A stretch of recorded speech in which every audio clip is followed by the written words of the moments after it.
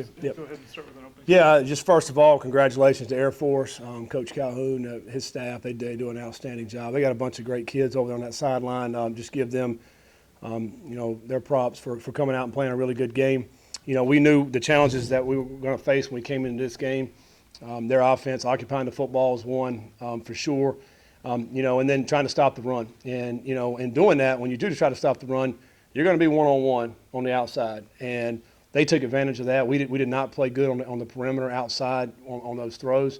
But I want to give them credit. Number 13 made some great plays running. He was a fast runner. We're playing man-to-man. Essentially, our guys got to win, and their guy won. And, I think that was obviously a huge part of the game. The big 2 touchdown passes they threw were huge. And then the drive in the fourth quarter, the 9.5-minute drive they had, they hit 2 big third downs, to convert, to keep that drive going. We ended up holding them to a field goal, but 9.5 minutes were off the clock. And, that's how they win. They keep you off the field. And, I think offensively, I thought we played solid. To me, the most disappointing thing offensively was early in the game when we got down there. I think Malik scrambles, gets the first down. We get called for a holding. And, ended up pushing us back. And then, we missed the field goal. It turned out to be the difference in the game, 3 points. They made their field goal. We missed ours. But I thought we ran the ball well.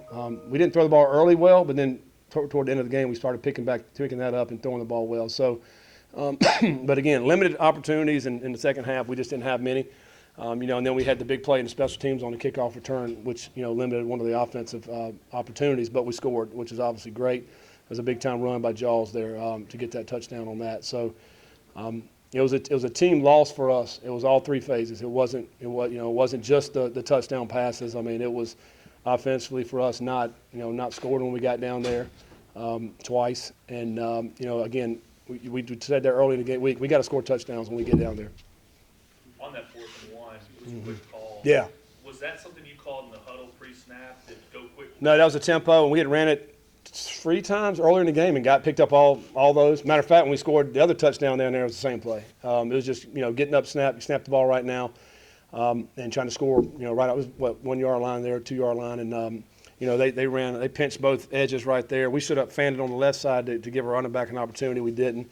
But a good play by them. But to me, we get the ball right back after that, and we hit Tyler Harrell for a touchdown. That, to me, offensively, that wasn't as bad as the earlier drive when we go down and we get no points. We didn't overcome that. We should have been able to score down there on that. We get called for the holding penalty.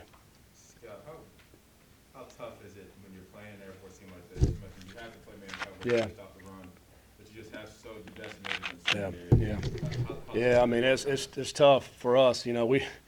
Secondary was guys that playing out there that hadn't played much at all, and Rance is a true freshman out there that really hadn't had to get dialed up like that, and he was out there playing. Trey Franklin hadn't played a ton this year. He's out there playing corner.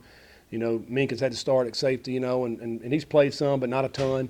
So we were, shorthanded in the back end back there, and they're on the island all game long. And again, credit them. Their quarterback made the throw, and the receiver got open, and they connected on those plays for touchdowns. And those, we talk about it. We don't want to give up the big plays, but those plays were critical.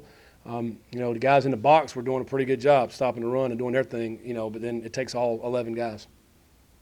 Were you surprised at the deep shots that they took there in the first half? No, I think, anytime you play a team like this, they're going to take a shot, and if they connect, they're going to come back to it again, and they did. And, if we go back and look, it was second and long, 2nd and 10, 3rd and 10. I mean, it was long yardage situations where they felt one-on-one, we'll take a shot, let's see what happens. We knew that was going to come. The guys had to stay on top and make the plays. Didn't do it. Scott, your passing game in the first half. Mm-hmm. What did you see that maybe wasn't clicking? Yeah. I think early on we had, a couple guys open there. We had a couple balls tipped in there. We had guys free. Malik made a great read down in the red zone where we had Amari in the corner. The ball sailed on him out of bounds on that one. That would have been a touchdown. I just think, we just wasn't in sync, wasn't clicking early in the game. I think once we came back, started settling in, was able to make some plays, got some easy conversions there, throwing the football, and then we settled in on the throw game. I think, it was there, but then, we also can run the football too. And again, you just limited possessions. I think early in the game we came out and we're tried to throw it too much early. Probably should have ran it more. early in the game because our offensive line was doing a really good job creating holes for our backs, to hit up in there and Malik to run as well. So that was probably on the coaches early in the game with that. Scott, you mentioned this is a game that comes down to all three phases for you all. It seems like kind of been a trend this year, just small mistakes and on all three phases at different points in the game have cost you, I think, four close losses now. Yeah, 4 close losses. And it comes down to 1 or 2 plays. You don't ever know when those plays are going to happen. And we're just good enough to be right there in those games. And but we got to get over the top. We got to get over the hump. We got to make more plays. And it's making a kick. Here and there. It's knocking a ball down if I'm covering a guy one-on-one. Offensively, when you get an opportunity to make the play, you got to make the play. You just never know where those plays are going to happen.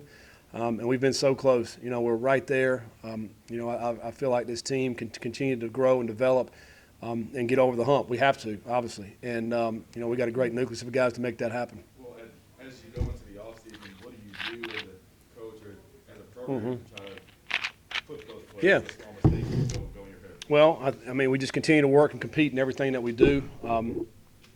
Guys that were young this year that played, that had to play, like Cooley here was young. We got some secondary guys that were young. We got some young wide receivers that are playing out there. All those guys get a year older, get them a little bit more experience. They've been through that, scarred down a little bit with that. And that's how you do it. There's no secret to how you do it. You got to work. You got to come back in and work. And that's what I told the guys in the locker room. We'll lose some guys this year. We lose guys like this right here that's been a mainstay in this program that we love to death. They're not going to be around anymore. So now the next wave's got to come in and lead this team. The next guys that are going to have to grow up and become leaders and not just being freshmen anymore or sophomores. You're leaders on the team now.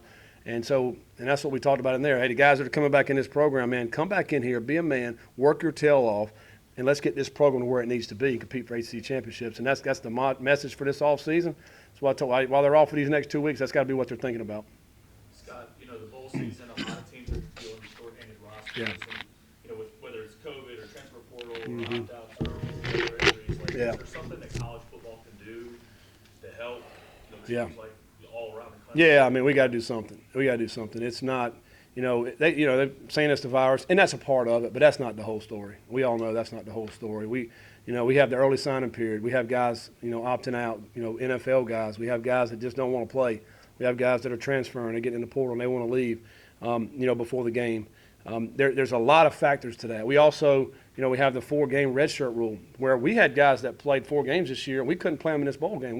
We'd love to be able to play some of those guys in the bowl game. Maybe we say, hey, bowl games, they don't count toward a red, holding back on a red shirt. Maybe because now you do have more players available, as opposed to guys that are not available. I just think we're going to have to look at everything when we start thinking about postseason, and now, we're 2 years into this postseason thing and, we're getting games canceled left and right.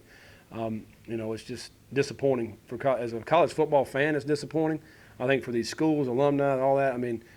It's disappointing. So we certainly got to do something about it. One more for Coach, then we'll go to Scott, players. now that you're heading into the offseason, how much of a priority is the staff changes and do you anticipate any others? Yeah, well, obviously we'll be addressing that over the next few weeks before we get back in here in January. Several different positions that we'll hire, in all aspects really. And so we'll tackle that the next 2 or 3 weeks, and then, we'll see what happens over this period. You never know, player-wise or coach-wise in this particular time of the year. This is the time where things happen in the coaching world. We've seen it. We continue to see it every day, but we'll make adjustments and we'll roll with it. And like I said, whoever's coming back here in January, let's be ready to get this program rolling. That's the message. All right, thanks, guys.